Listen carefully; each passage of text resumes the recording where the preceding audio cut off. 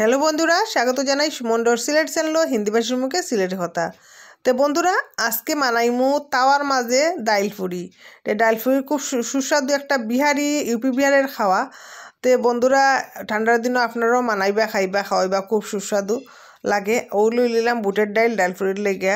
বুটের ডাইল বা চানার ডাইল এটারে আমি কুকারের মাঝে 5-6 সিটি লাগাই লিমু। আর যদি ভিজাইয়া রাখুন বন্ধুরা 1 ঘন্টার মতো, তে 2 সিটিও হয়ে যায়। তে নুনও লই দিয়া আর কুকারের মধ্যে সেদ্ধ করলে আর করার পরে আমি এগুলো মিক্সির মাঝে বাটি লইছি, বা পাটার মধ্যেও বাটা যায়। আর শুকনা কড়াইয়ের মাঝে 1 চামচের মতো গোটা জিরারে বাজিয়া আরিয়া বাটা ডালের মাঝে মিলাইয়া ফুল রেডি হয়ে গেছে গিয়া।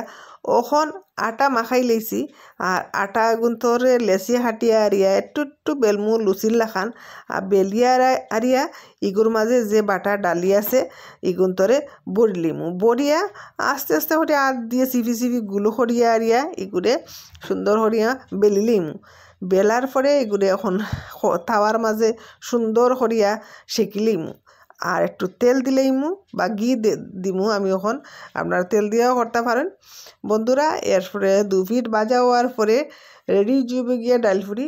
তে খুব সহজ পদ্ধতিতে ডাইল ফুরিটা বানাই লিয়েছি বন্ধুরা। আর যদি আপনারা ভাবেন যে না এটারে তেলের মাঝে বাজমু, তো তেলের মাঝে বেশি তেল দিয়েও বাজা যায়। বেশি তেল দিয়ে বাজিয়া খেলে আরও স্বাদ লাগে।